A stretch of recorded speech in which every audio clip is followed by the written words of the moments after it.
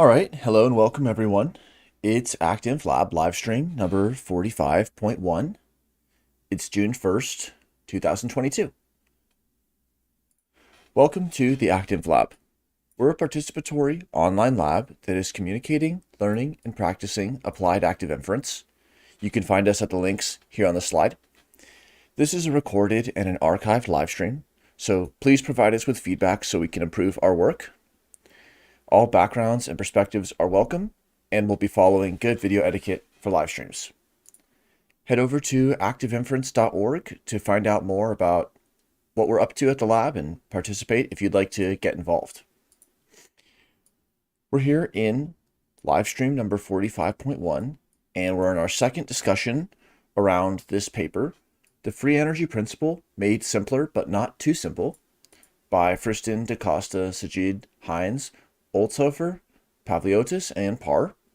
And the video, just like all of them are, is an introduction and an invitation for those who would like to ask questions in the live chat, for those who would like to join us next week in the conversation, and just to try to learn and unpack and understand this paper, as well as seeing it as a starting point for the continued learning and applying that we're all involved in. And we will just begin with some introductions and overviews, remind ourselves where we've been in this paper, and then start to think about where we're going. And we'll see who joins. We'll see who asks questions in the live chat, and I guess where we go together. So we can begin just by giving an introduction, saying hi, and mentioning anything like what's something that we're excited about, what's something that we liked or remembered about the paper, and what is something that we're wondering about or would like to resolve towards the end of the discussion. So, I'm Daniel. I'm a researcher in California, and I'll answer the questions later. How about you, Blue? I'm Blue. I'm a researcher in New Mexico, and I don't know why I'm tasked with going first. There's a lot of things that I think I would like to have resolved or greater certainty about, like including the hierarchical nature of active inference and how mathematically that works out, as well as like the time dependence and time independence. And I'm curious about uh, like I don't know. Yeah, we can get more into it later. Um, yeah, let's just sit. Okay. While people are filing in and getting their questions ready, let's take a look back at the big question, kind of situate ourselves in this paper, and just recall also what the main sections are in the roadmap. So Brock and I worked together on 45.0, and we highlighted the big question, just one way to ask it, as what are the foundations of the free energy principle, FEP, and what does it contribute? And then also we can ask how is active inference related to FEP?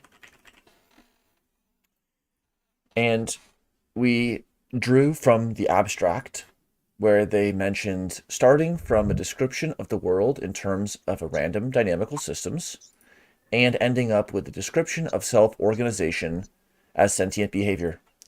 Greetings, Karl. How goes it? I've just managed to get back in my house after being locked out by my son, but otherwise fine. You found an alternate policy approach? I did, and some keys hiding underneath the bucket. Would you say this paper is the key to the free energy principle, or what is the key? This is, which one's this? This is the simpler one. Simple as possible, made simpler, but not too simple. No, there are simpler ones. There are, I hope there will be simpler ones. So this is one route to the desired simplicity. All right. So, what is this paper about? What did you intend to do, and how did you accomplish that in this paper?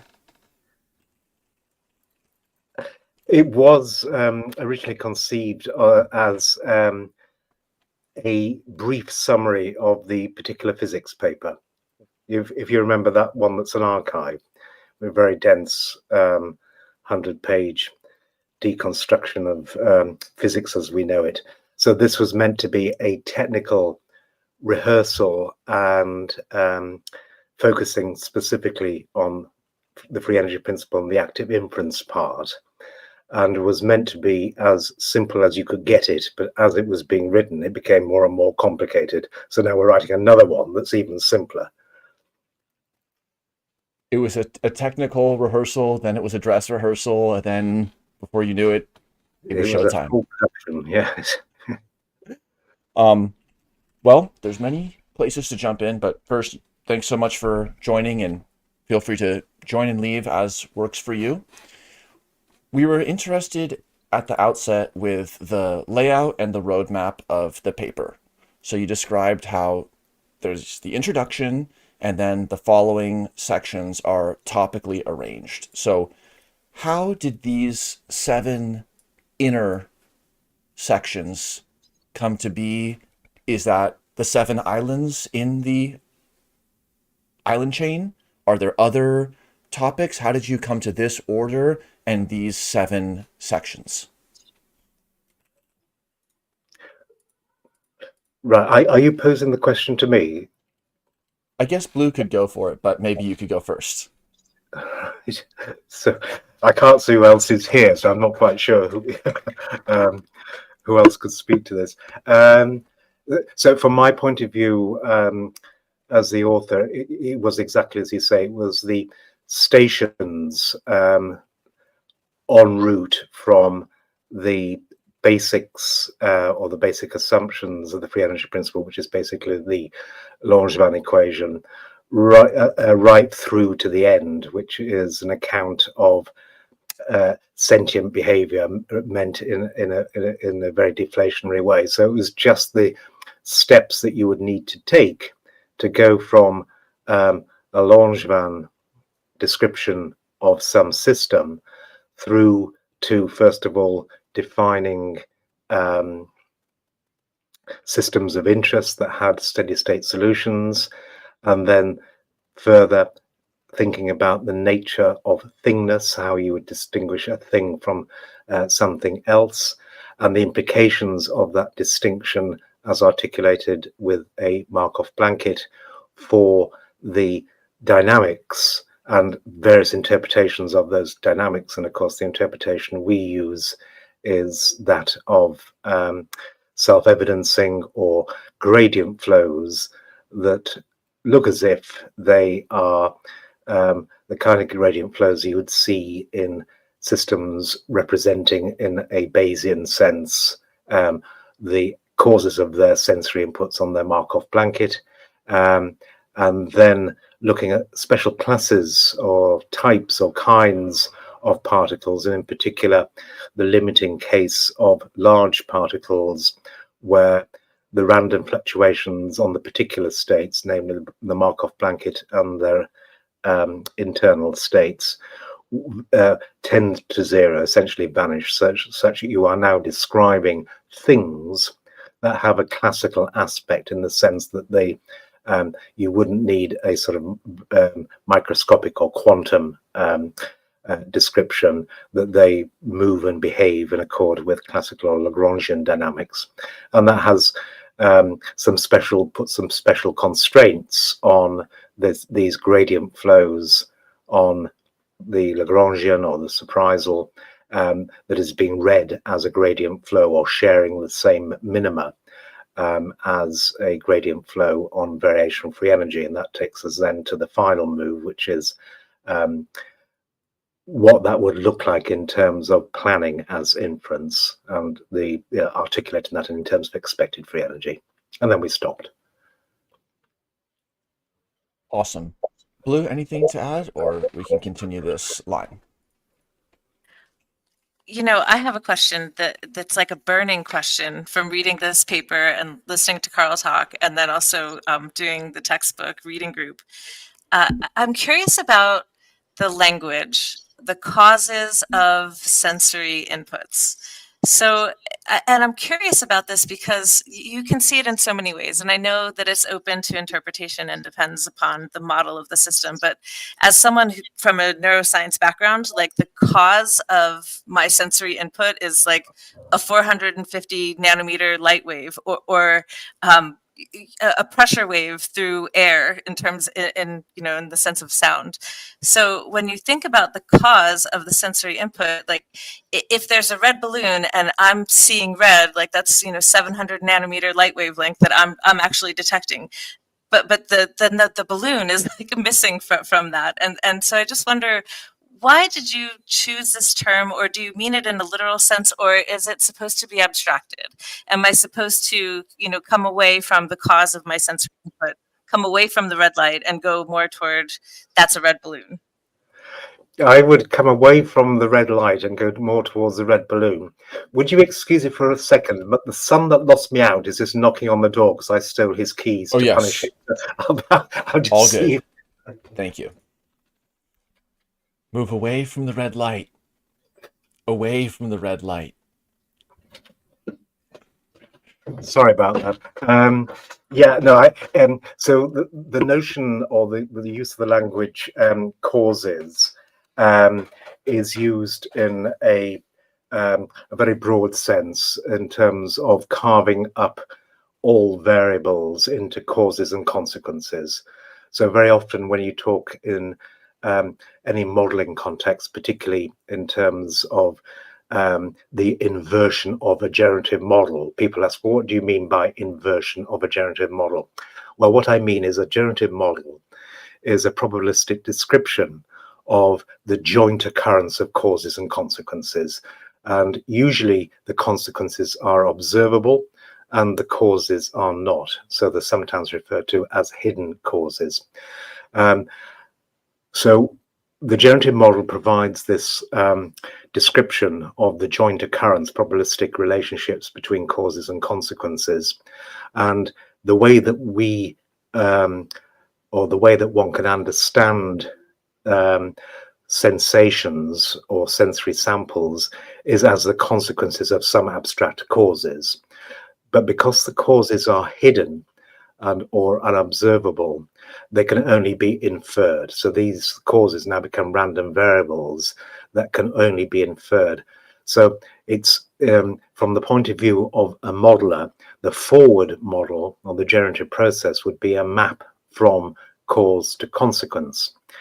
But we only have available or at hand or on eye the consequences. So we have to do the reverse mapping, which is the genesis of the notion of model inversion. We have to map from consequences back to causes, and that's basically the process of Bayesian inference. So that's where the language comes from. It's just sort of splitting the whole universe into two types of variables, causes and consequences. When you move to the free energy principle, as articulated in the particular physics paper, things become a little bit more nuanced because now you've got the consequences of external causes impressing themselves on the Markov blanket, but you now also have internal states internal to the Markov blanket that are now doing the Bayesian model inversion effectively. But the causes are meant as a universal and very, very high dimensional or referred to a set of very, very high dimensional variables, external states out there that conspire through whole chains of causal links to produce the sensory consequences. So I would subsume both the red balloon and the reflected and irradiant light and all of the biophysics that causes your retinal cell to fire. That whole chain of causality will entail a whole series and possibly uncountable number of hidden causes in generating the consequences, and you have to work back through that chain, and hence the notion of hierarchical models that explicitly try to put that chain in place. So at one level of your hierarchical model you have a red balloon, and another level of the model you might have the consequences of that red balloon in the outside world, which would be reflected light and passing through your optical machinery and impinging upon your retina, and all of these things will be implicitly modeled or coarse-grained in your generative model, so that you can solve the inverse problem, reconstruct the scene out there, given this is how you observed it.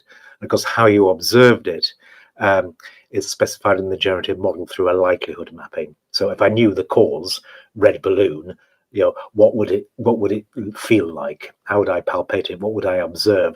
And that whole likelihood model would entail all the mechanisms that you described as sound waves and pressure waves and photons and the like.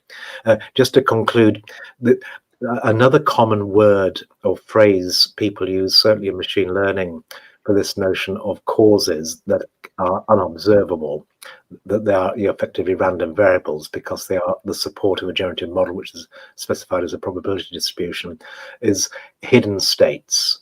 Another word for this is latent states.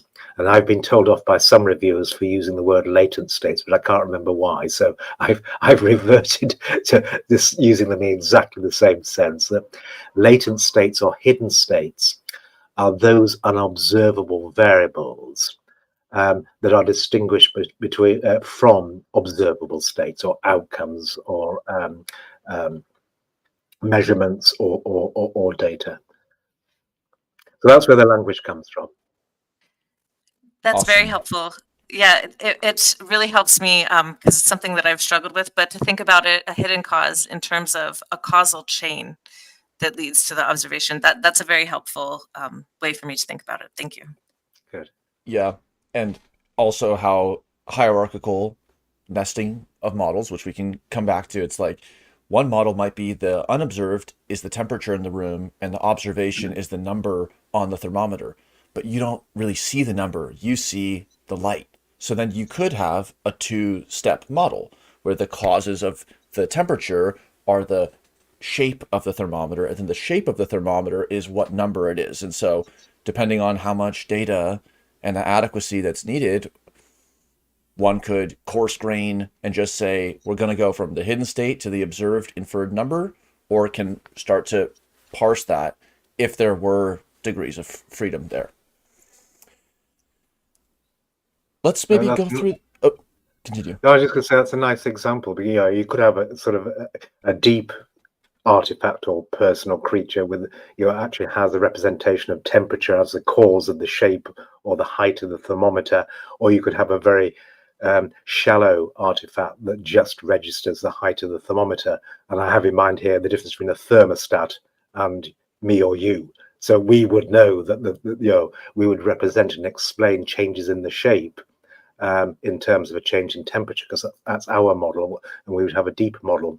But the thermostat might not. It might directly act upon the world simply because the shape, there is some quantitative single-valued scalar observable that is telling it to switch the radiator on. So it's a nice distinction. There's no rule which says how much coarse graining or how much depth or hierarchical structure you bring to the table in terms of trying to explain what you can observe.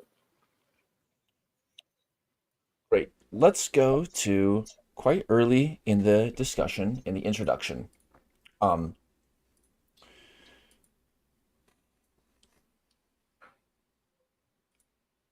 Elsewhere, the tautology and the tautological aspects and the falsification have been explored. So let's jump into a slightly different point, which is the utility. So there was a rhetoric in the paper. Is such a description of the FEP being in this framework or principle-like way? And the answer was probably no, but there was a however. So where do you see the utility of the FEP, and how does that come into play in the particulars? For Karl or Blue, maybe to you first. Blue goes first this time. Yes, Blue. Where have you seen utility in the FEP? I like that the FEP resolves so many very difficult things to model, or maybe it doesn't resolve it fully yet, but has the potential to resolve, is maybe a better way to put it. especially in terms of hierarchical modeling, also the balance between exploration and exploitation, complexity and accuracy. So I think that it's useful to describe circumstances where there's not always a single solution, but maybe a best solution, or how can we find the best solution given what we know.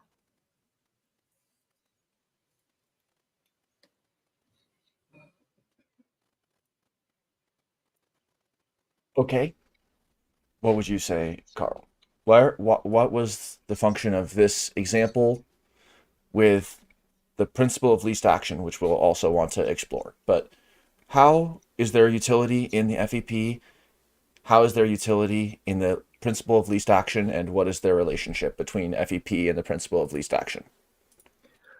I think that Blue has provided the answer, and it can be illustrated with Hamilton's principle of least action. So if I wanted to understand how a ball was thrown, or understand its dynamics and its kinetics and its the laws, the physical laws by which a ball or a massive body pursued a particular trajectory, then what I could do is to apply Hamilton's principle of least action to the particulars of this situation: the mass of the ball, the initial conditions, the wind resistance, and everything else that I would need to know in order to predict the behavior and understand the mechanics that underwrote what actually unfolded. So if you sort of dumb down Blue's aspiration to understand sentient creatures and the distinction or the relationship between exploration and exploitation, and just think about understanding the trajectory of massive bodies, what you will end up doing is appealing to a principle of least action. And all that says is these prescribe the lawful behaviors if you apply that principle to a particular situation. So for us as builders of sentient artifacts, or neuroscientists trying to understand sentient creatures, what it says is that you have a principle at hand that allows you to build. And if you can build an artifact that either resembles or reproduces the kind of behaviors that you're interested in studying, then you have a more formal understanding of the mechanics and how those artifacts or systems actually operate. Or you can simulate, or you can build artificial intelligence systems.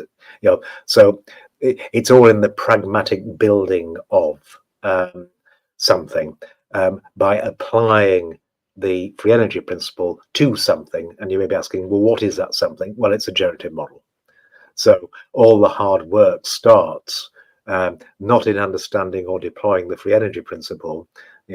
It's all the hard work is really specifying, writing down the generative model apt to describe the kind of creature you're interested in, or the system that you're trying to characterize and understand. I'll just close by nodding to, or giving a nod to, Richard Feynman here, because that whole the motivation for application of the free energy principle, and in a sense the motivation for the free energy principle in and of itself, was just to realize or provide tools for realizing the observation that was famously or purportedly on his blackboard at the time of his death, that if you can't build something, if you can't create it, you can't understand it. So to build it is to understand it, and vice versa. Great. I'll ask one follow-up on Feynman, and then we have a great question in the chat. What is variational inference as Feynman utilized it, and as it's utilized in FEP and ActInf? Right, well, variational inference is generally read as a suite of data analytic tools called variational Bayes. It used to always also be called ensemble learning, but I haven't heard that phrase in the recent years. So what is variational Bayes? Well, it's a form of approximate Bayesian inference. which should be contrasted with exact Bayesian inference. So what's the difference between approximate and exact Bayesian inference? The key difference is that you assume a functional form for the posterior beliefs that you're trying to update from your priors to the posterior beliefs. Now, in assuming a functional form, you are going to depart from the actual true posterior, and it's that departure which renders the inference scheme an approximate Bayesian inference scheme. But what you buy for that approximation is tractability.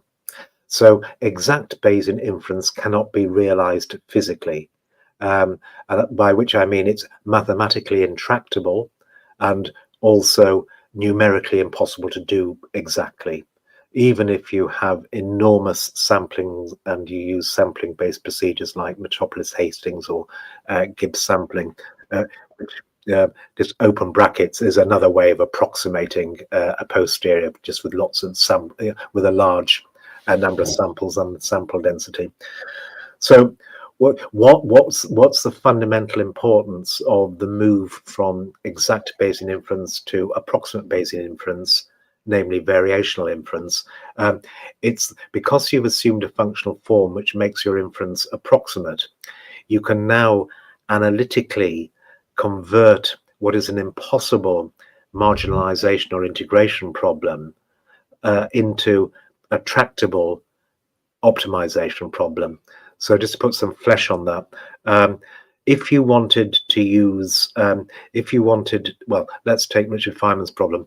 He was trying to work out the probability distributions over all the paths a small particle could take from some initial state to some final state.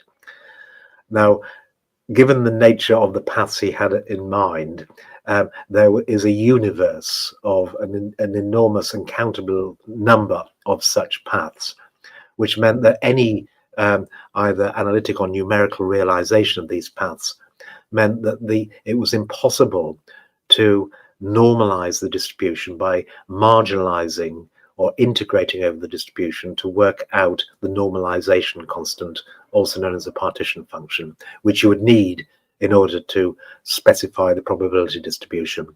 So when people talk about an intractable marginalization or integration problem, what they mean is for very high dimensional probabilities, you cannot integrate under the unnormalized distribution to produce a probability distribution. However, if you know the functional form, then you can create what's called an evidence bound or a variational free energy, which is always, for a physicist, always greater than the quantity that you want to estimate or marginalize the evidence that constitutes the result of that marginalization, also called the marginal likelihood, which means that if you can reduce that bound, you're guaranteed to find the minima that is always greater than the thing you actually want to minimize, which is usually the negative log marginal likelihood. Which converts an impossible integration problem into a tractable optimization problem. And that's conceptually quite important. So what it means is that you are now converting effectively an inference problem, an exact Bayesian inference problem, into an optimization scheme. So now you have a formal definition of a normative account of behavior. You can now talk about inference as an optimization procedure where you're optimizing a well-defined objective function that is the variational free energy. Why variational? Well, very simply, given the functional form of your approximate posterior and given the functional form of the bound on the marginal likelihood, or the negative log marginal likelihood to be more precise, you then use the calculus of variations to demonstrate that this is indeed a bound, and thereby you can perform a gradient descent, or you can find the minima analytically as part of that optimization scheme. So the variational base just means you're using the calculus of variations to license the use of a particular approximation to the posterior. Excellent. Welcome, Thomas. Thank you for joining. Would you like to say hi or give any overview? I can continue with the question, or please feel free to take it in any direction. Well, thank you for inviting me. I don't have any particular comment at the moment because unfortunately I missed the start of it. Apologies that I joined late. Perfect. Well, I'll go to the question that was in the chat. So this was asked by Jax in relationship to our discussion about the balloon example and the thermometer example with hidden causes and observed consequences. Is this all in the service of homeostasis? So how can we connect what we've been talking about with this causal Bayesian framework and the variational inference to the idea of homeostasis and survival for cognitive entities? As per tradition, we could go to Blue, or Thomas, if you'd like to jump in on that. No, please go ahead. You have to give Thomas a few minutes to settle in. Yes. Daniel, I'm deflecting that question back to you. So you've dodged every question so far today. So we're going to let Daniel answer this one. Aha. Sure. So just to give a first thought, so we just heard about how variational free energy calculation is converting an impossible integration problem to a tractable optimization and a gradient descent that's through time. And so if we were trying to stay within homeostatic bounds for temperature or for blood sugar or some other vital parameter, and we found ourselves anywhere but exactly on the one target location, so we're some divergence away from a set point, the number of paths that we could take back to get to our set point or to get to the range of comfort, just like Feynman's particles, the number of paths we could take would be infinite. Like in the blood sugar example, you could change the regulation of every single gene in every single possible combination. So the number of paths and microstates would be very large. Variational inference and planning as inference would give us a way to, in an unfolding through time way, functionally optimize and return to homeostasis rather than waiting on the sideline for this intractable integration to occur. We could start moving in a direction that's more like a ball rolling to the bottom of a hill, or like a molecule descending to a Gibbs free energy attractor, but in some other space that we're doing inference in.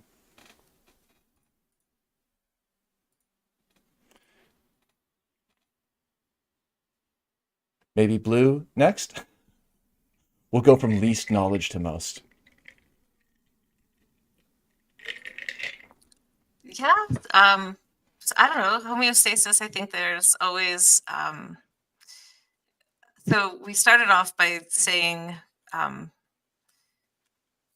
what exists, or if you exist, what must you do, right? Like, so the paper starts off saying this way.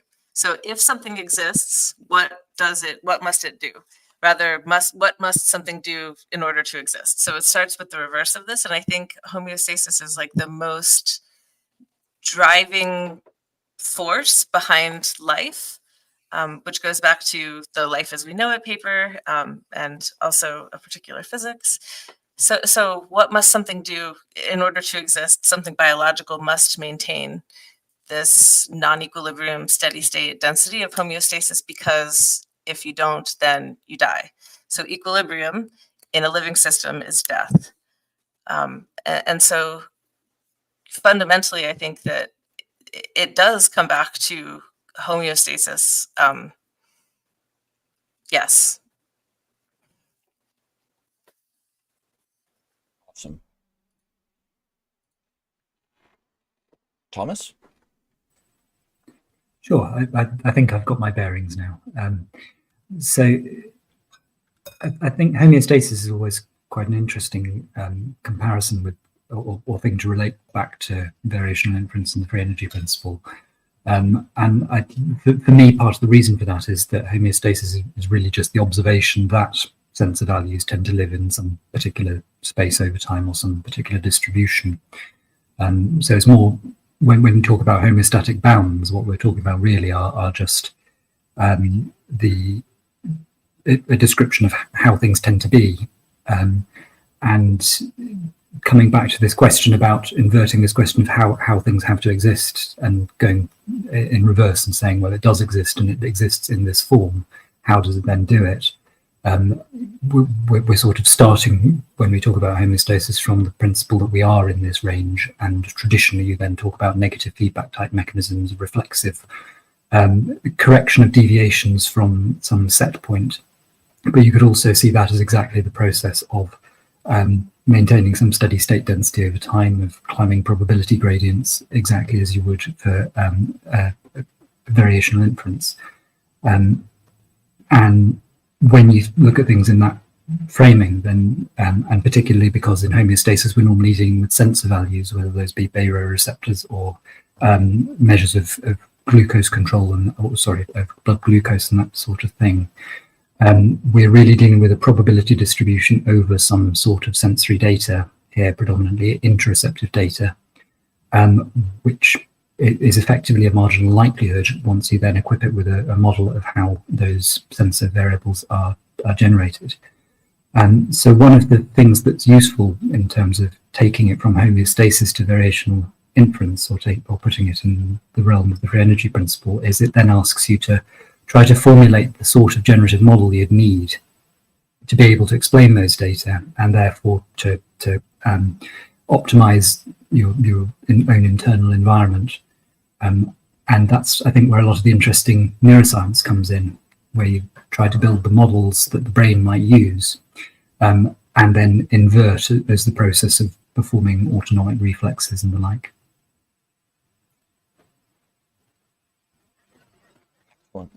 Thank you. Karl, anything to ask, or we can continue with other questions?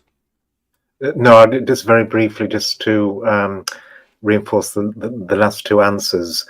The question is an excellent question, because in a sense the free energy principle is just about describing things that have a generalized homeostasis.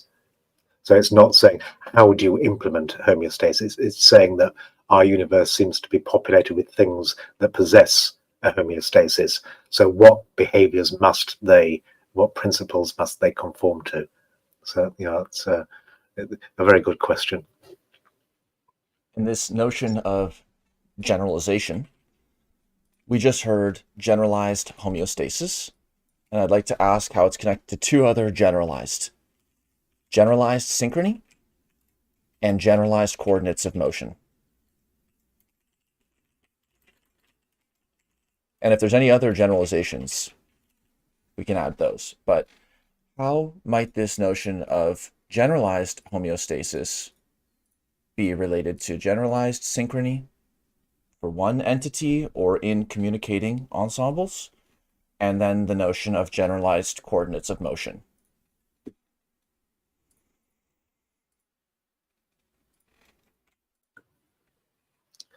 Shall I take that one? Sure. Well, shall I take that one first? I think there's a very close relationship between the notion of generalized synchrony and the notion of a homeostasis. And by generalized, I just mean the same tendency to keep states that matter, sometimes referred to as essential variables in the cybernetics literature, within certain bounds or within viable domains. If you wanted to describe that process as a dynamical systems theory, what you would be saying is that the trajectories through some state space are limited to a relatively small attracting set, and the smallness of that attracting set defines the bounds or the range that characterizes that particular system. So for you and I, we have quite narrow bounds, say, on our temperature, and that just means that our dynamics keeps us within or close to those set points. So from the point of view of the dynamicist, understanding the dynamical behavior of two systems that are coupled to each other, and these can either be a creature or a particle and its embedding niche or environment, or the external states, or there could be two similar particles in dyadic interaction.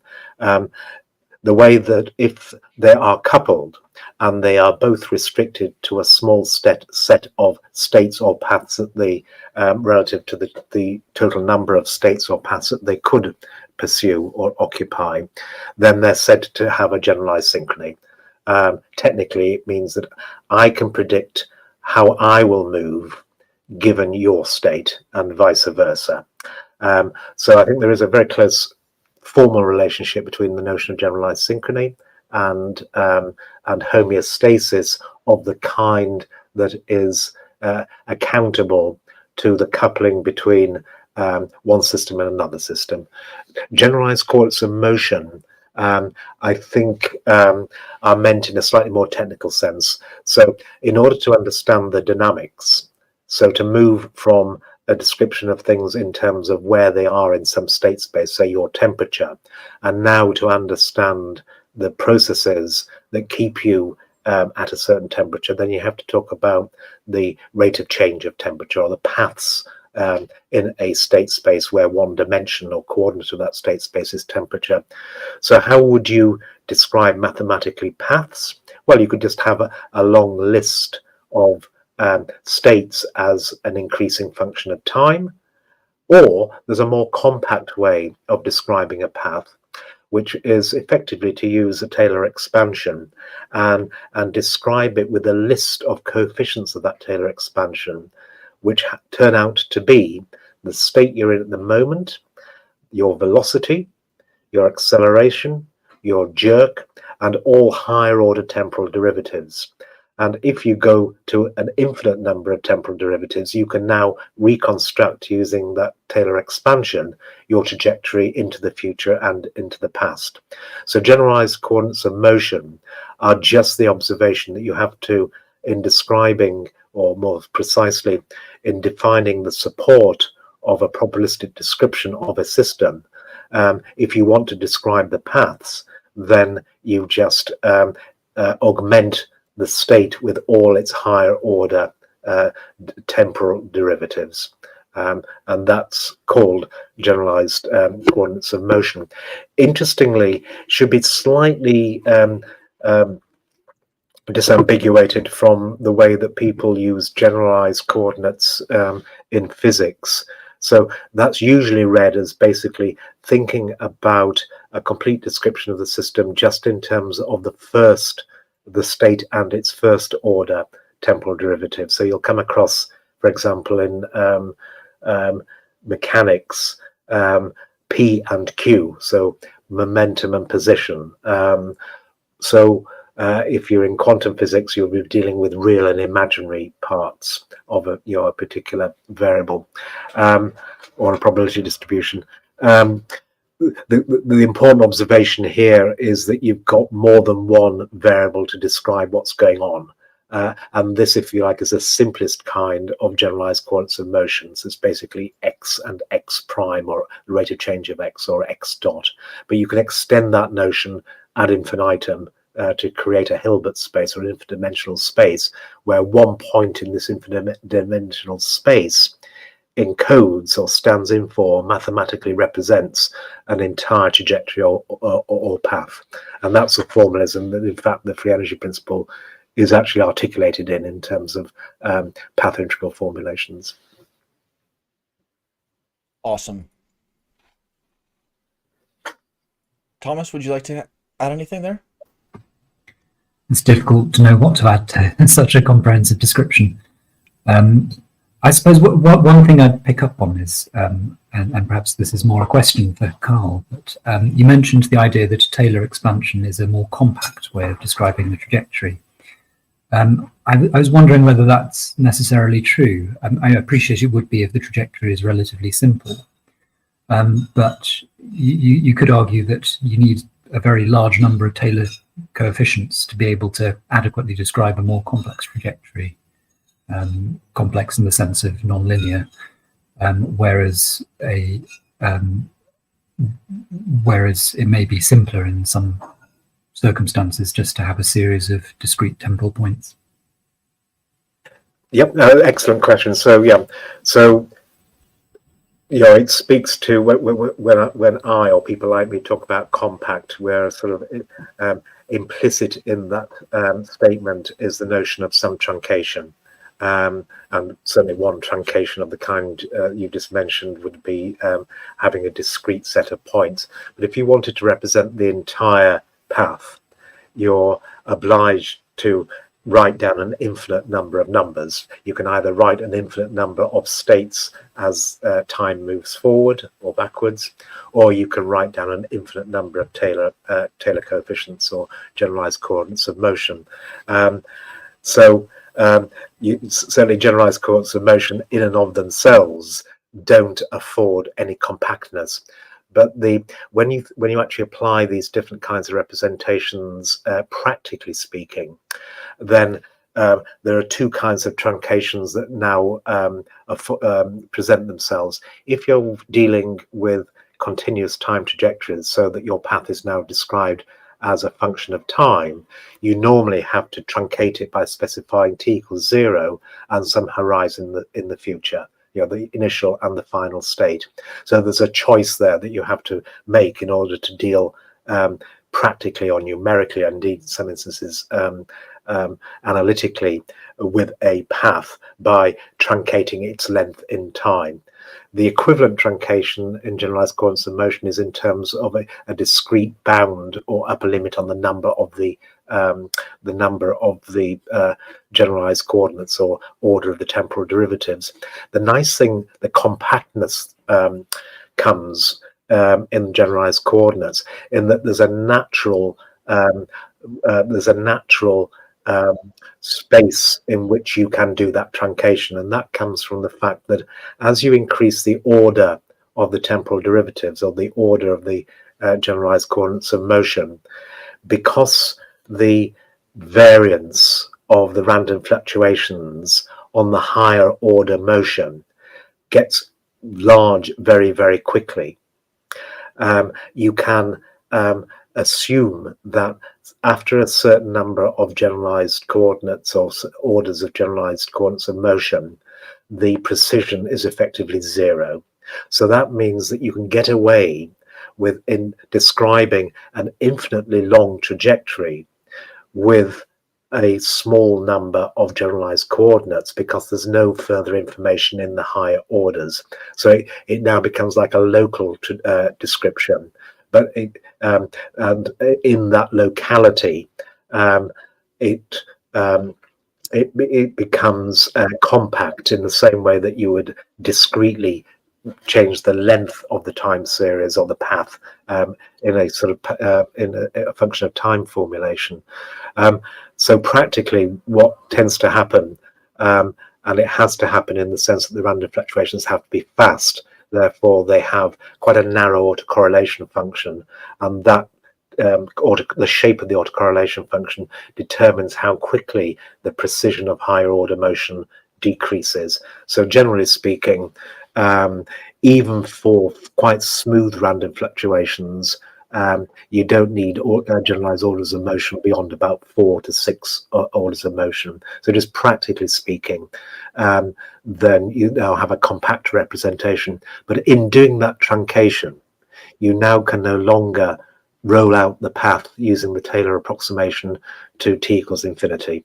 You can only roll it out with confidence for a relatively shorter period of time. It's not defined precisely because, of course, you're defining it probabilistically because you've got random fluctuations in play. So it has a sort of soft locality associated with it, but only when you do the truncation. Awesome. I'll ask a follow-up on the Taylor series, especially in SPM, the statistical parametric mapping. There's discussion of the Volterra series. So what is the Volterra series? How is it different from the Taylor series? And what are they doing? Does Blue want to take this, or should Thomas have a go? I can have a go, but I think that's a bit before my time being involved with SPM on the whole.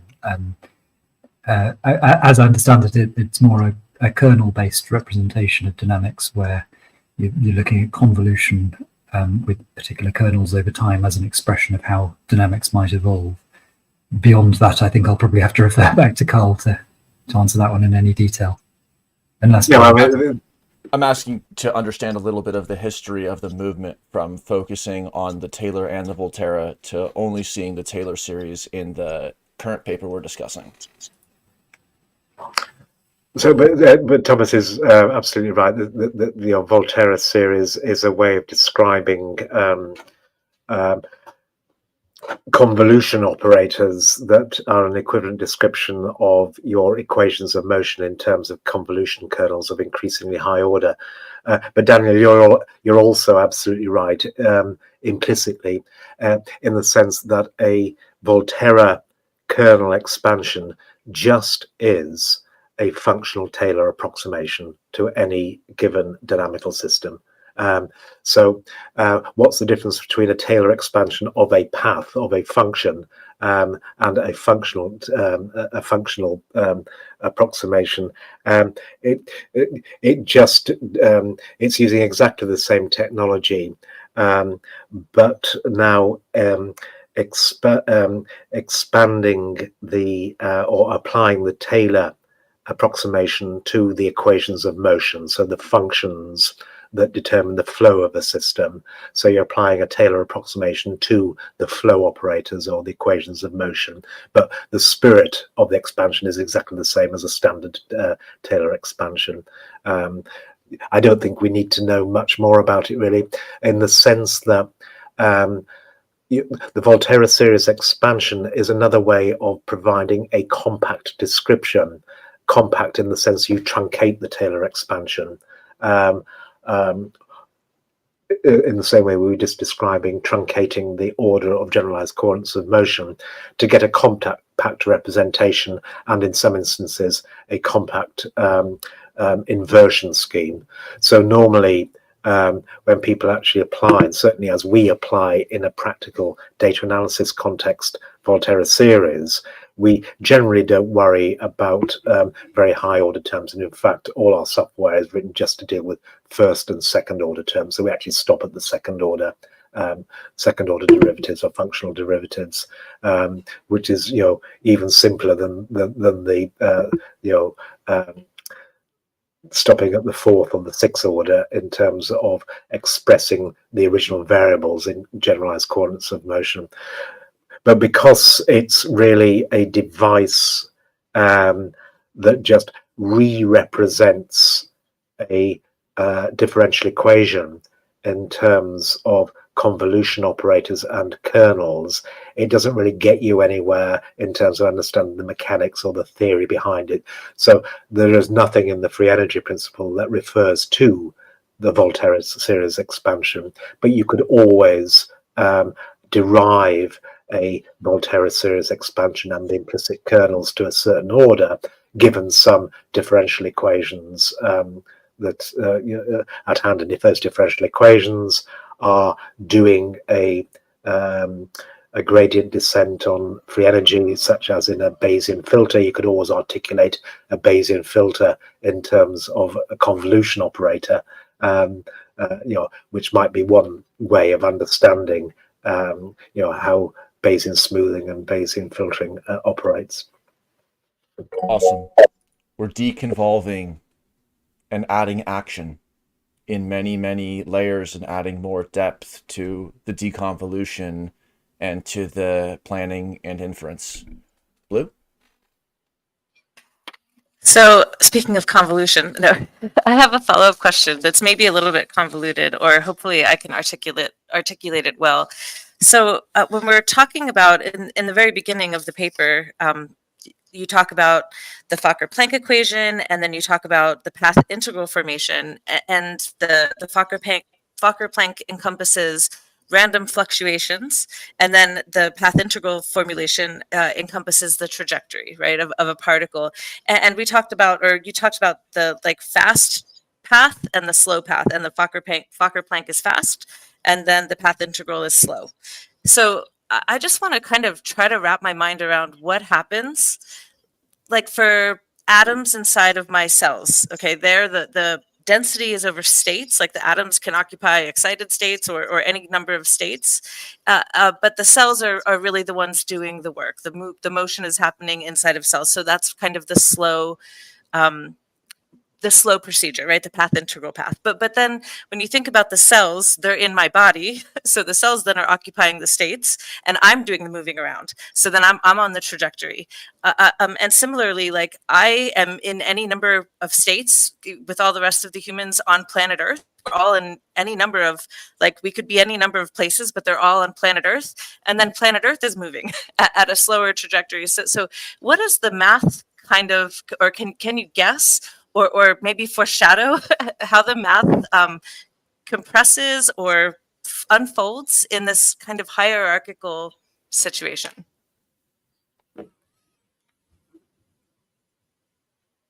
So Thomas has to answer that one, and he has to use the word renormalization group. I thought you might say that. I was going to try and do it without, but now that you've said that.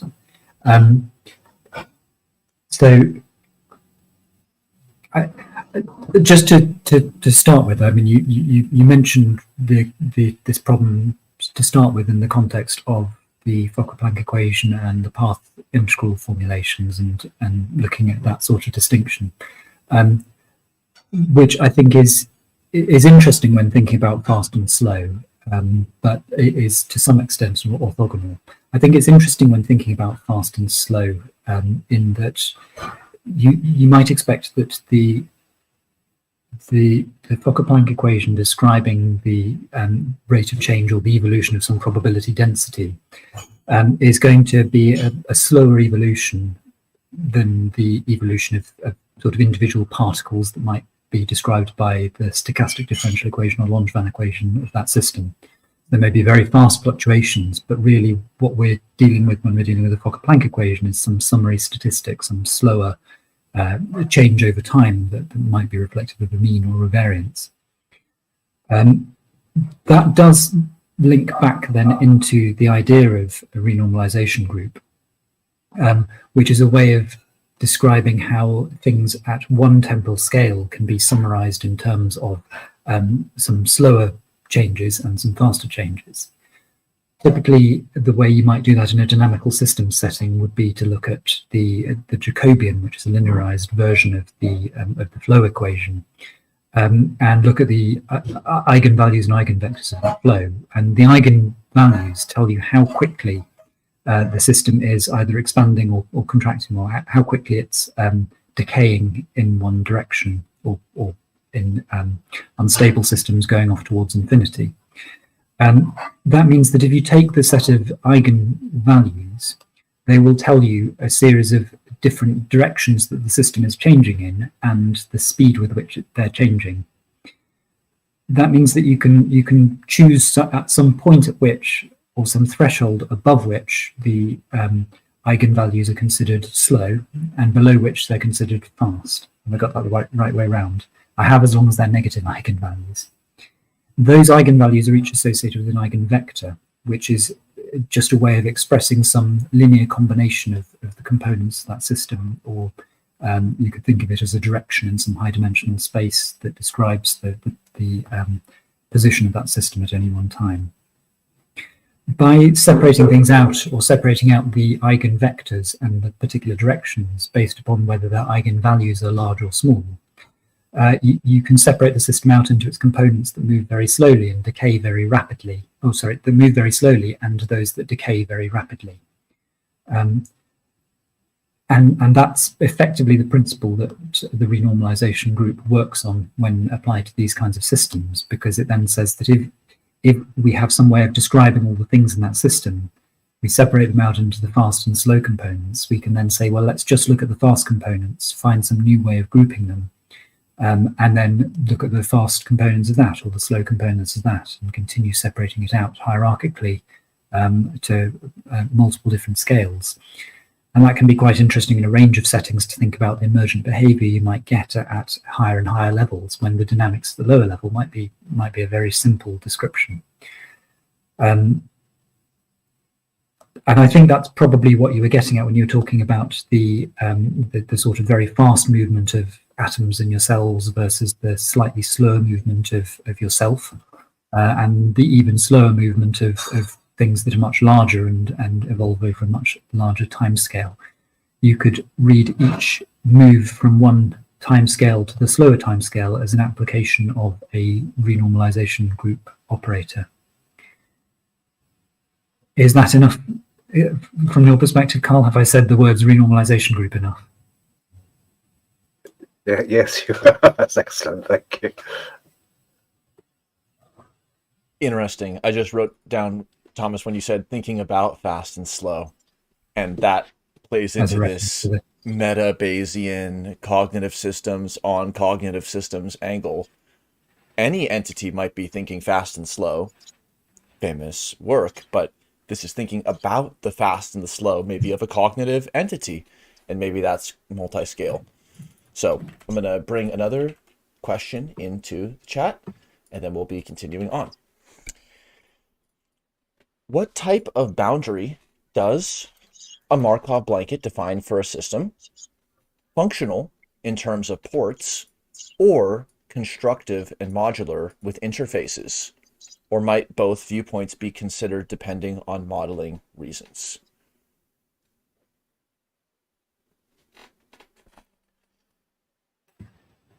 I think for me, you may have to unpack what some of those terms mean a little bit more. When you're talking about ports and whether they're constructive, what does that mean? It was a question from the chat, so I'll try to unpack and see what you think.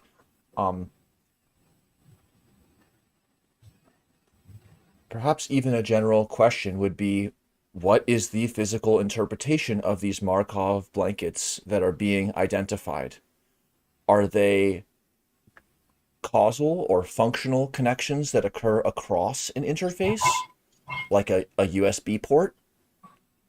Or are they the interfaces themselves?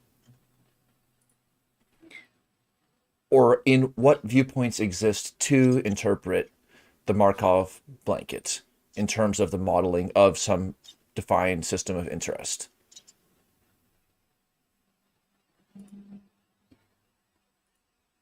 It's an interesting question at quite a few levels, and I think you could probably unpack each of those terms in several different ways.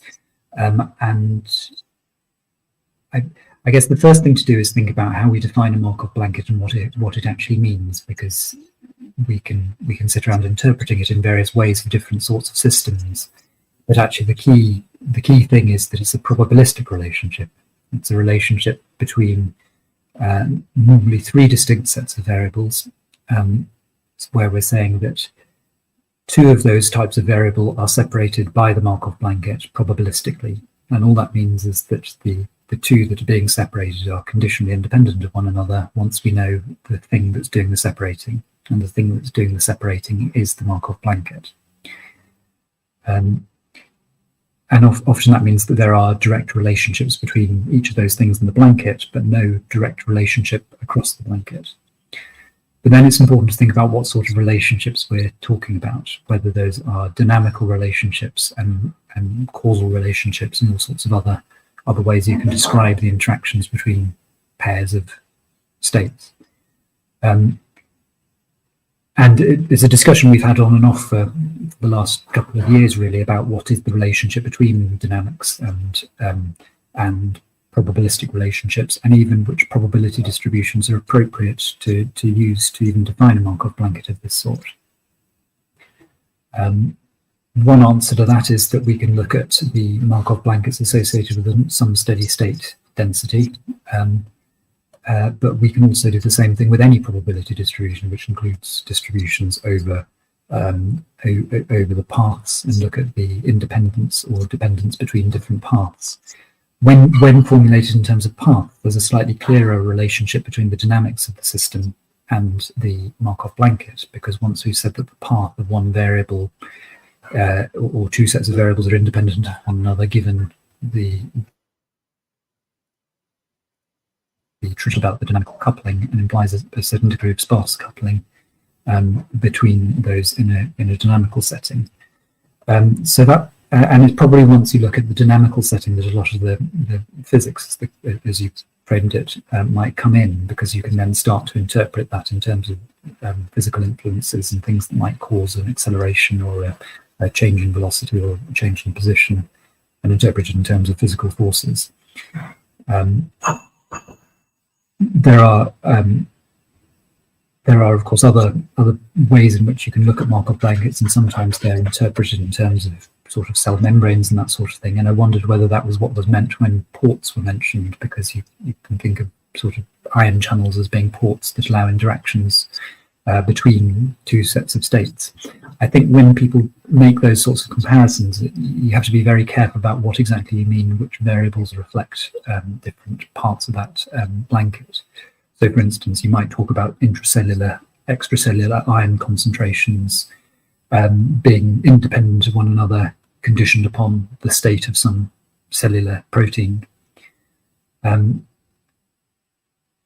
So I think, again, it's an interesting question, and there are lots of different ways you could unpack it, and you could think about a range of different systems and try and interpret what the Markov blanket is there, and what the physical interpretation of that is, if it is a physical system. Ultimately, I think probably the physics of it is going to be articulated most clearly in terms of the dynamical equations, which sometimes bear a direct relationship to the Markov blanket, but it depends where it's defined, or in what domain it's defined. Awesome.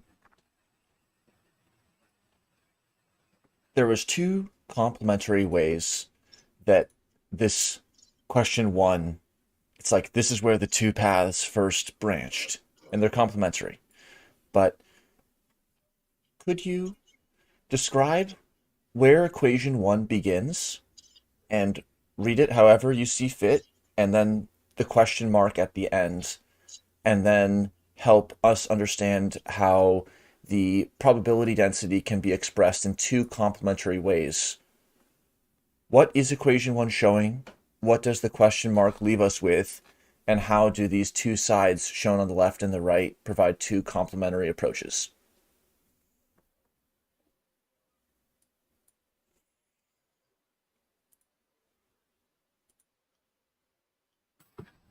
I feel like I've done a lot of the talking, but I'm happy to take this one as well if you'd like me to.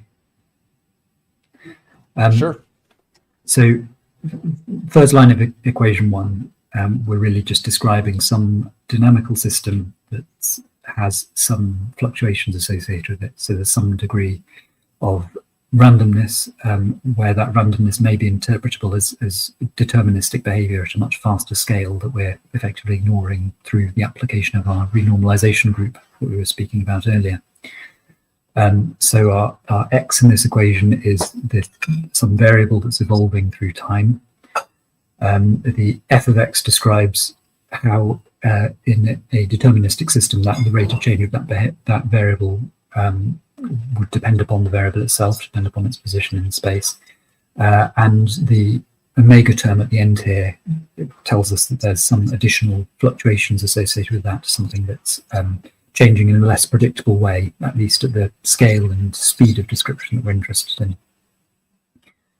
The second line of the equation provides a little more definition to that. So the first equality is relating the current position of the system, the current x, to the probability density describing the fluctuation, so saying how that's likely to be at any one point. And here we're saying that it's something that is zero mean. So if we were to take an average over time, the fluctuation would end up averaging to zero.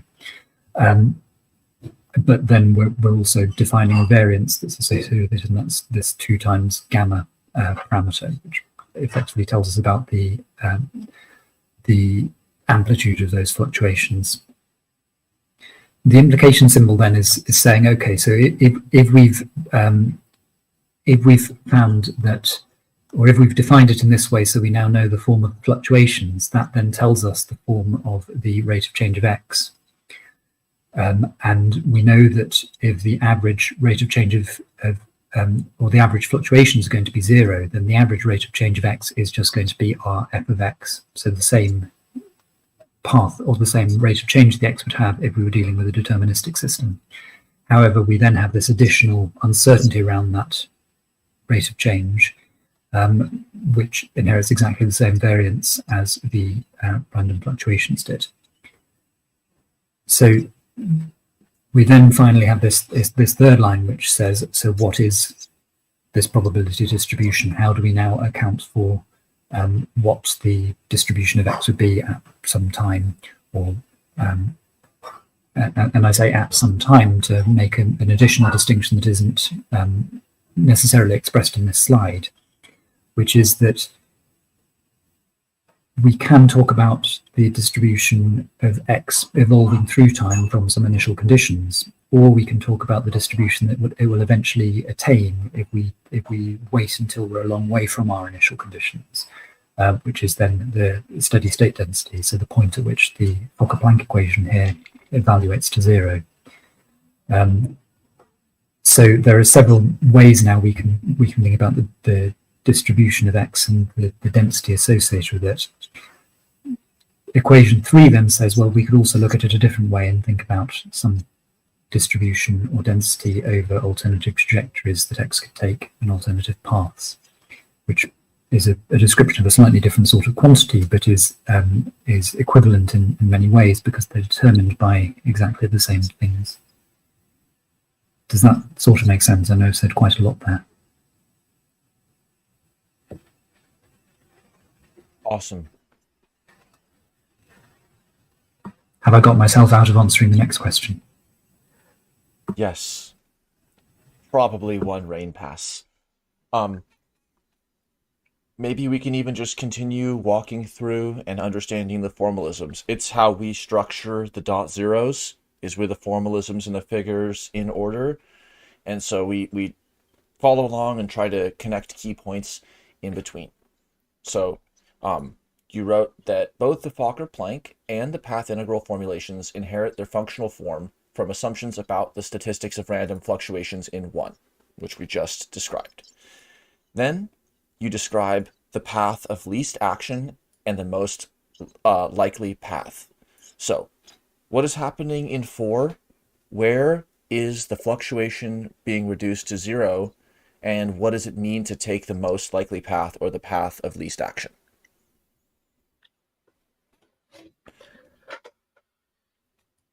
Blue, do you want to do this or do you want me to do it? Definitely, by all means. Karl, why don't you go?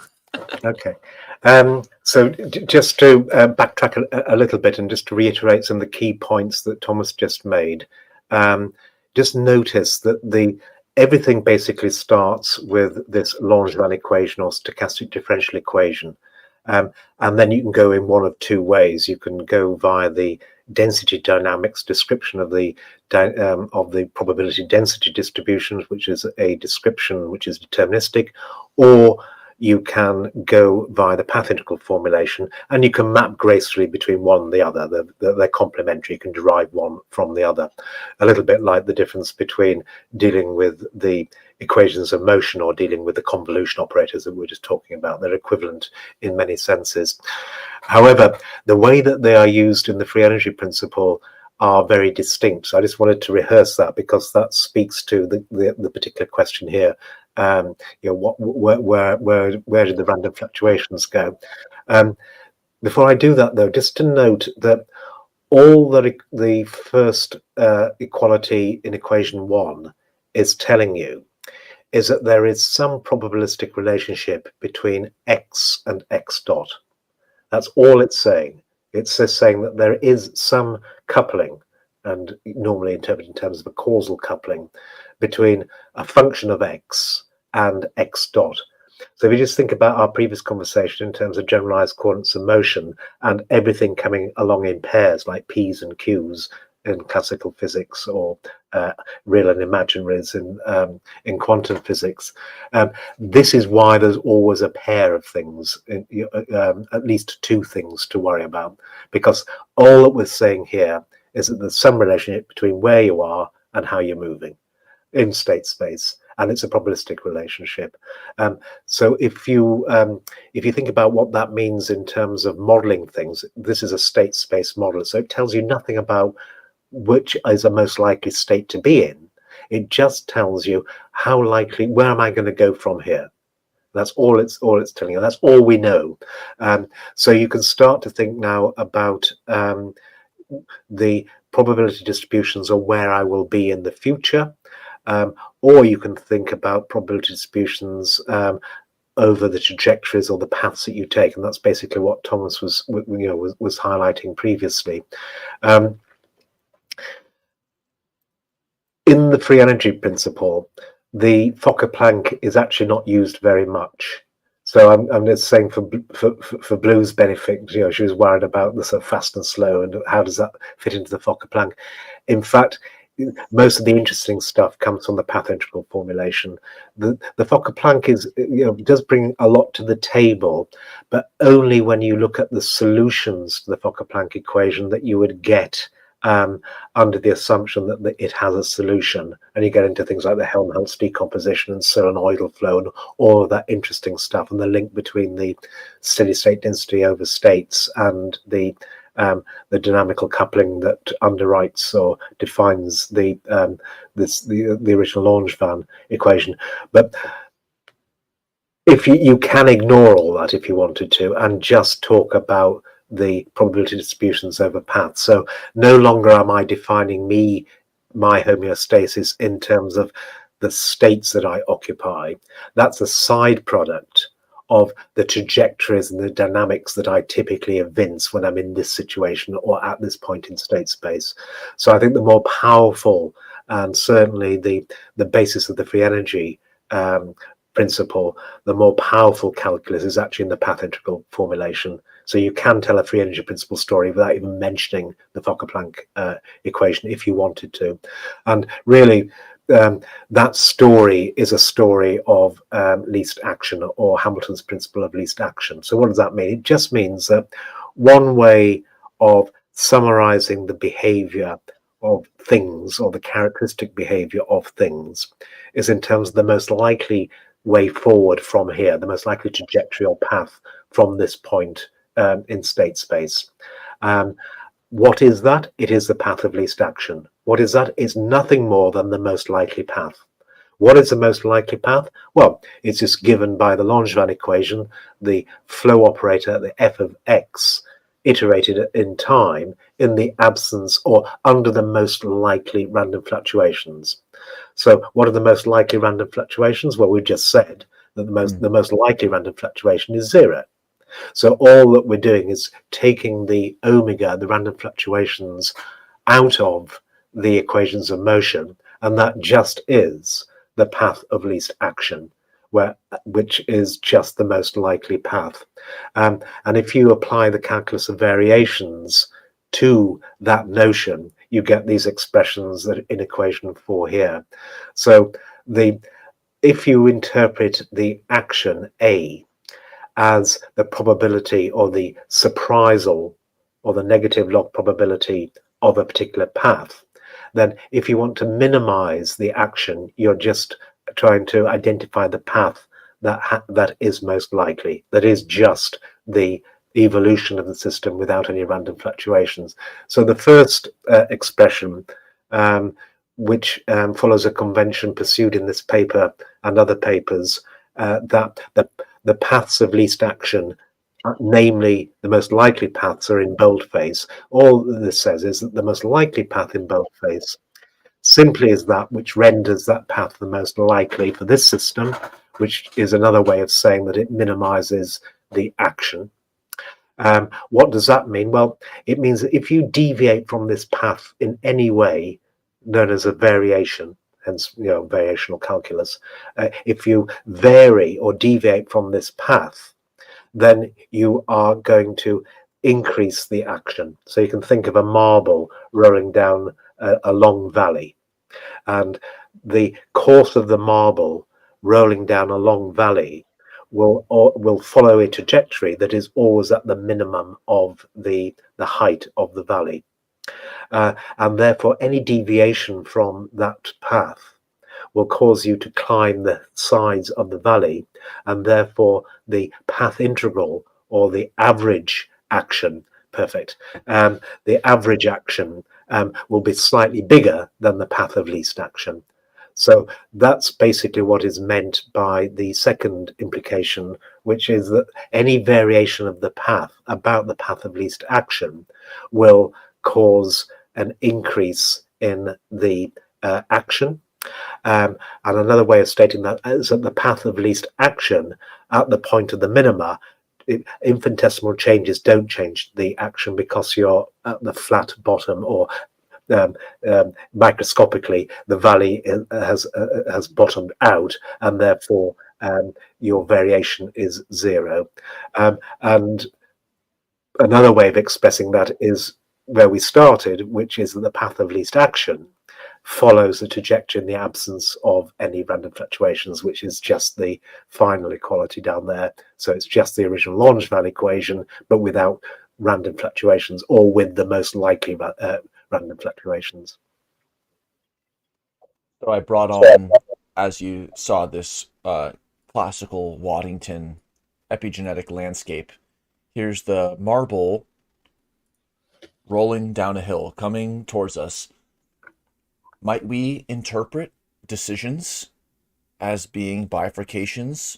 Or if we're talking about paths of least action in space, or paths of least action on cognitive parameters, where do decisions come into play?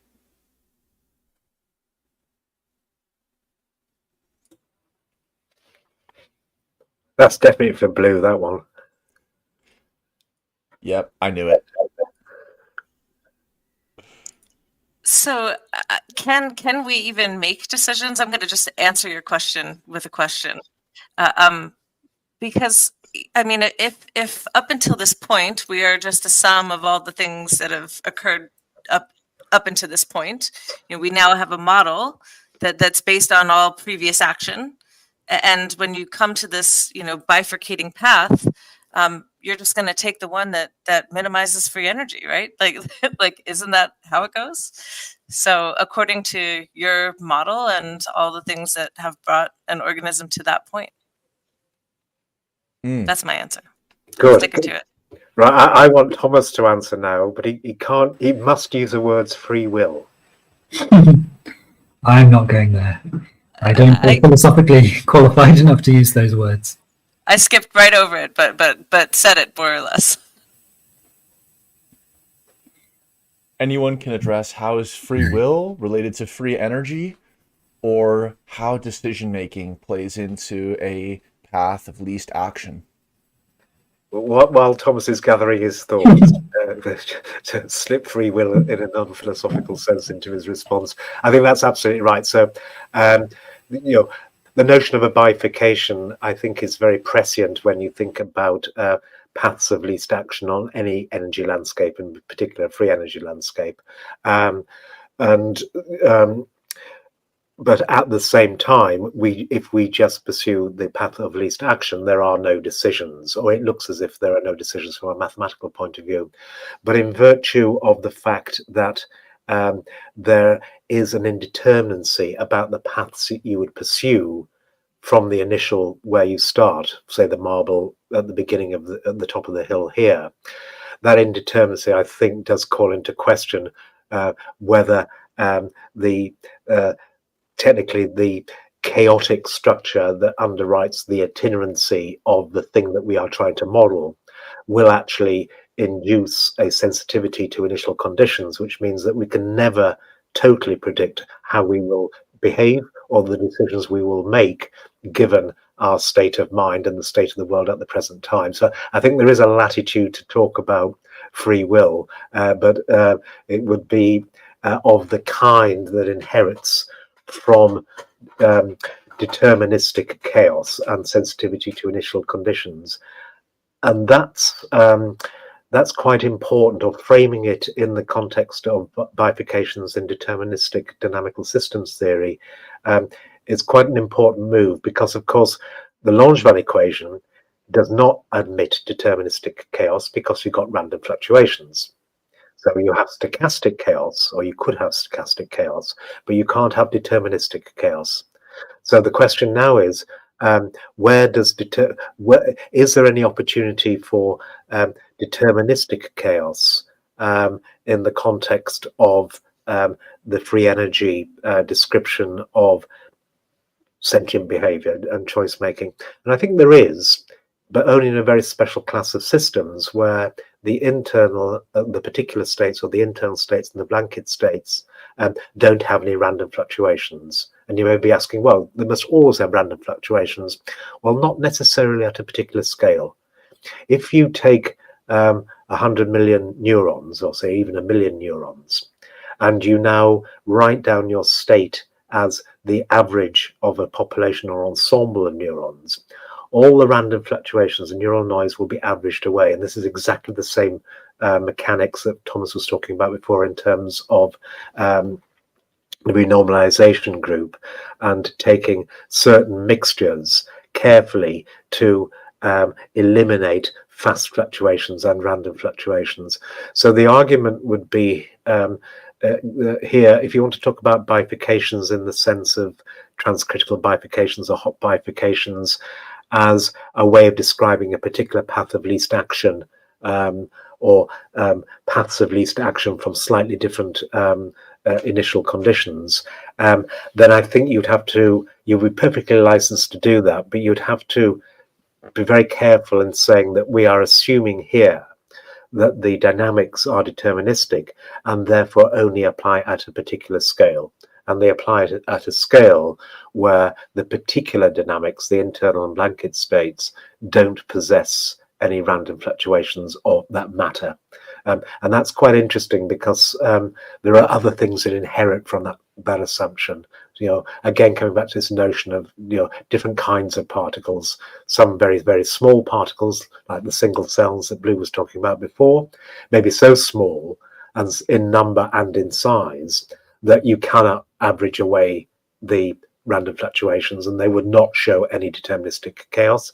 But there may be a coarser grained description of neuronal dynamics and computational anatomy that does actually acquire a deterministic aspect, a classical aspect, where you have an n-body-like problem, which will invariably show some kind of deterministic chaos, which means that then you can get back to one form of looking at or something that might look like free will. Anyway, now Thomas has had plenty of time to tell us about the dynamics of free will. So I noticed that the way you framed that was in terms of unpredictability, and that under the definition of free will you were using there, it's things where we wouldn't necessarily be able to predict in advance how well how a particular system would evolve. And I'm sure that will please some philosophers and upset many others. I don't have an alternative definition that would work better. Please everybody. So I suppose we've spoken really about one side of things, which is the deterministic aspect, and clearly that does become very relevant at larger and slower scales. I suppose it's also interesting to think about unpredictability when stochastic dynamics become much more important. So we certainly could think about systems where there are multiple plausible paths, and where or even a continuum of plausible paths, and the particular path they end up taking will depend upon the particular values that the fluctuations take during the course of that path.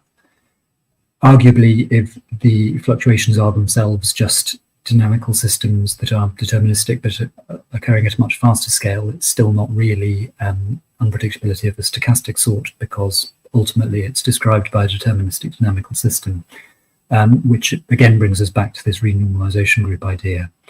And it depends a little bit on your interpretation of what happens at the the fastest possible scales when we perform this renormalization operation. Is the fastest scale something that is genuinely random, or is it something that is a sort of recursively faster deterministic dynamics? Either way, it may be that if stochastic descriptions are most appropriate at some scale of description, we can develop a form of unpredictability, both from things like deterministic chaos and uncertainty over initial conditions, but also potentially from the form of the random fluctuations that happen along a particular trajectory in systems that have more randomness involved. Clearly, when we're doing when we're trying to describe a real system or a real brain and the decisions people make, we clearly don't have access to every part of that system and what every neuron in that brain is doing. So to some extent, we're always dealing with a partially stochastic system. And that feeds into how we might end up modeling behavior in those kinds of systems as well. So if we were trying to fit an active inference style model to real behavior, or even simulated behavior, often what we end up doing is adding in a term to account for some uncertainty in the action selection, or uncertainty that we as experimenters have in the action someone might choose, even if we think we know what the expected free energy they're going to calculate is and how they're going to evaluate the alternative paths they might choose.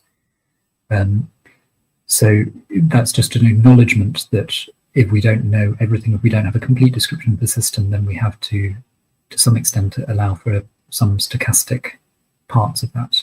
Of course, that stochastic element may be purely the uncertainty over the initial conditions in a system that can exhibit chaotic behavior and that bifurcates in various different ways.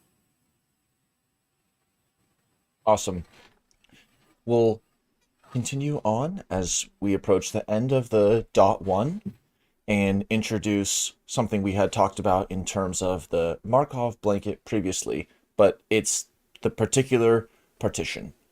So how have other mechanics addressed particles, and how does this particle framework do something different, and what does that different framing enable? It's Blue's turn, or I could give a shot. Why don't you go ahead, Daniel? Okay. As a non-physicist, my understanding is that particles have not been explicitly modeled this way, and fields or continua have been the norm. The particulate description provided here enables a principled approach to separating figure from ground, from separating an entity that's being tracked, that's doing the movement, away from the entity that is not doing the movement, in a sense. That would just be one thought. Which I would concur with very much. You know, it's if you go back and think about the physics you did at school, usually it will be focused on the behavior of some idealized gas in what they would call a heat bath or a heat reservoir. And really what the particular petition brings to the table are deep questions about how did that heat bath get there? And the heat bath now stands in for blanket states and what's beyond the heat bath, the external states.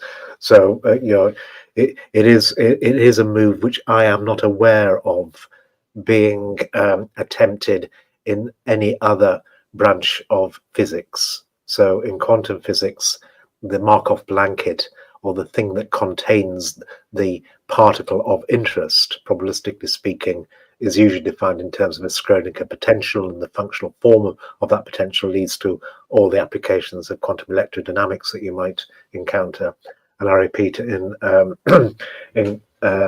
thermodynamics, people just talk about there being some blanket states in terms of a heat bath, but they don't think about what's beyond the heat bath. In terms of classical mechanics, perhaps there is a notion of particles there, which is less if you like, hidden under the rug. But of course, you don't have any explicit representation of the internal dynamics, because normally classical mechanics is just dealing with the motion of heavenly bodies or large massive objects, without really thinking about the faster dynamics that underwrite autonomous movement or animate movement, or what people in chemistry might refer to as active matter. Just a few thoughts on that. The classical, indeed, it does deal with diffusing particles, massive bodies, but just like you pointed out, it doesn't consider internal states. So it's like a view from the outside, and this is a bit more like a view from both sides, which enables us to have sentient or cognitive behavior on both sides of the observation interface, rather than implicitly on only one side, which is a very different situation. And then you talked about in this thermophysics context and in this quantum physics context, like what is beyond the boundary. And then in the quantum case, you said that was like the role of the heat bath, and what's outside of it is the Schrodinger potential, and what's outside of it. And that makes me think about Schrodinger's implicit question and Schrodinger's explicit question. Schrodinger's explicit question in 1944 and in Ramstead et al. 2018 was, what is life? Schrodinger's implicit question was, what is beyond the quantum? What is outside of that? And so it's almost interesting, though appropriate, that the particular partition actually brings those two together. But I would let anyone else reflect to how they're brought together.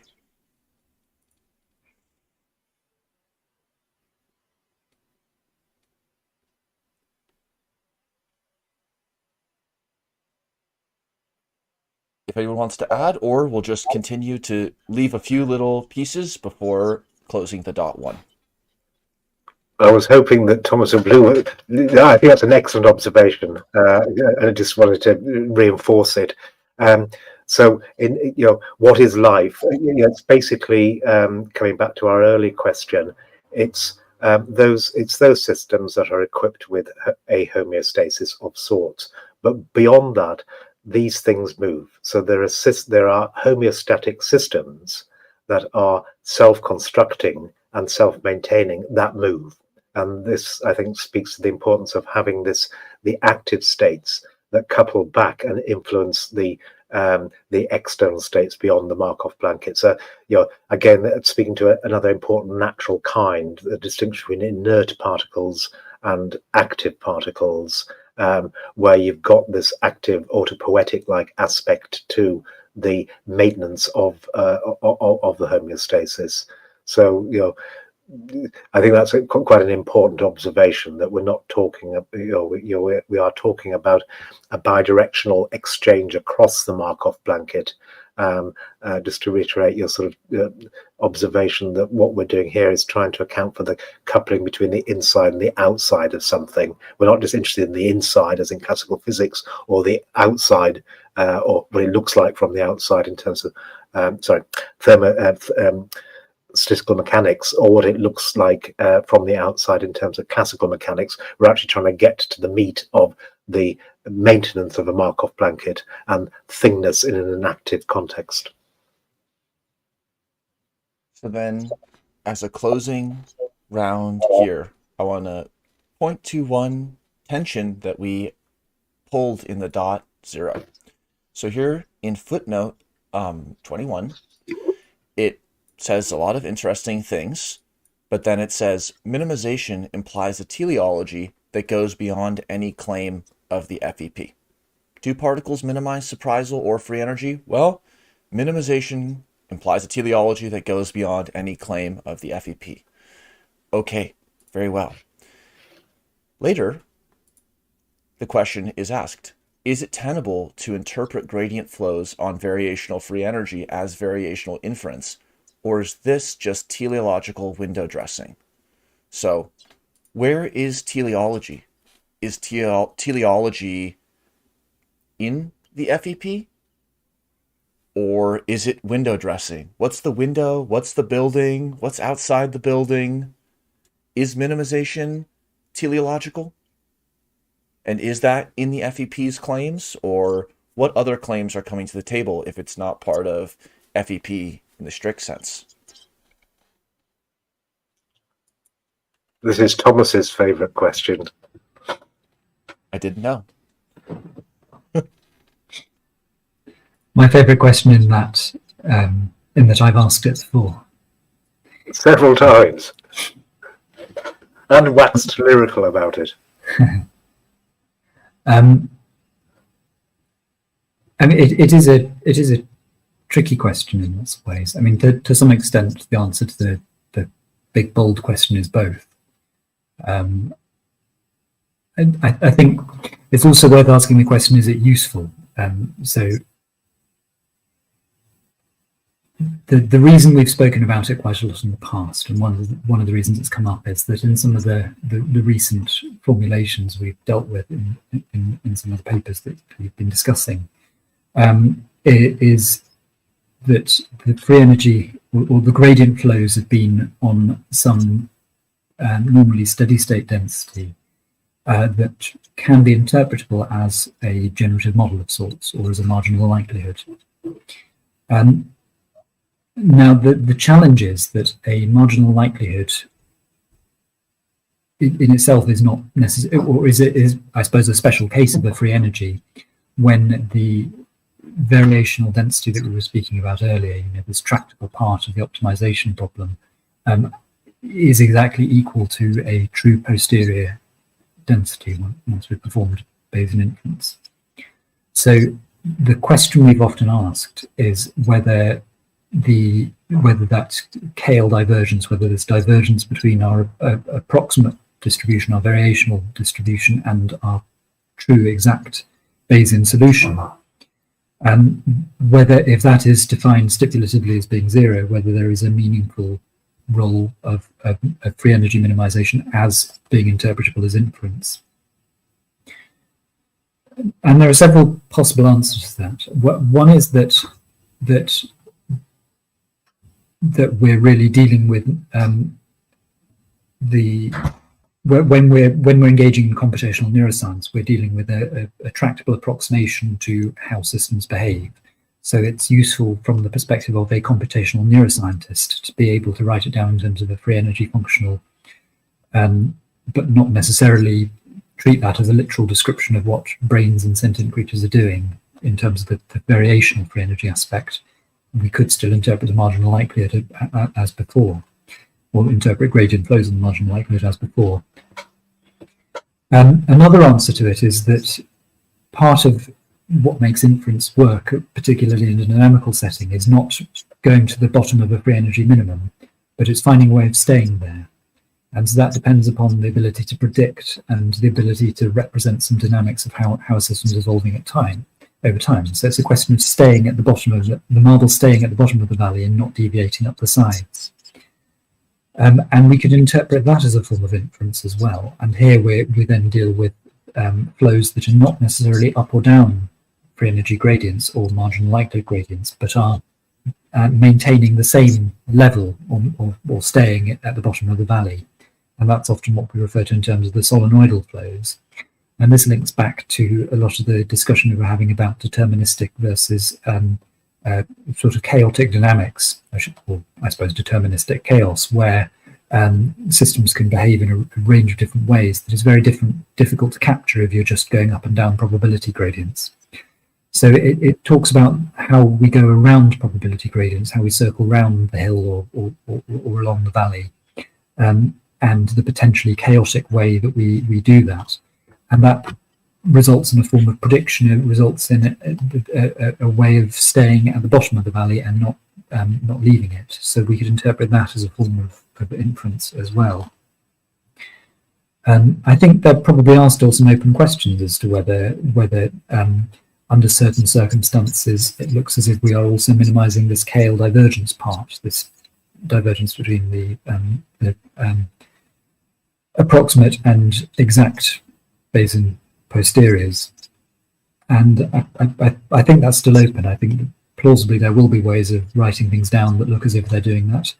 It may be that it's simply a useful approximation to how we tend to, the useful approximation that we can tractably write down and simulate and perform computational neuroscience with. The third possibility is that if the brain has realized or evolved to realize that things in the world behave in the way we've been describing, it could plausibly be a mechanism or variational inference type approaches could be a mechanism that the brain has evolved to use to model its environment as well, which would bring back this idea of explicit variational free energy. So I think there are several different possibilities. I think there's still probably an ongoing discussion about a lot of this. For me, the idea of inference and variational inference has to be one where the KL divergence is decreasing over time, where it's not something that we necessarily keep static, which might mean that variational inference is not something that's necessarily happening in the systems we've been describing so far, but whether it could be something that could be interpreted in terms of the flow of internal states towards their most likely value and other aspects of that, or whether it's simply a good approximation. I'm sure Karl will have other things to say on this, because I've not given a definitive or a clear answer one way or the other here. For me, variational inference occurs when the KL divergence is shrinking. However, you could also argue that marginal likelihoods and the optimization of marginal likelihood is itself a form of Bayesian inference and more akin to sort of model selection. Certainly it feeds into the idea of active inference in terms of acting upon the world to maximize the fit between the model and the world, and that element is certainly there. Excellent. Karl and then Blue will each have a last thought, and next week at the same time we'll continue with 45.2. But for now, Karl and then Blue, our last thoughts on what Thomas just added or anything else. No, I think he's absolutely right. I mean, I think it's more interesting to ask the question, isn't it? I think it's largely from the point of view of the way the world works. I think it's the FEP interpretation is largely teleological window dressing. But I think it's incredibly useful to have that cheap and cheerful and doable kind of window dressing when you actually want to build artifacts that behave as creatures who are autopoietic and have a homeostasis and make the right kinds of decisions. Awesome. First, Thomas or Karl, any last thoughts? And then Blue, and then I'll close.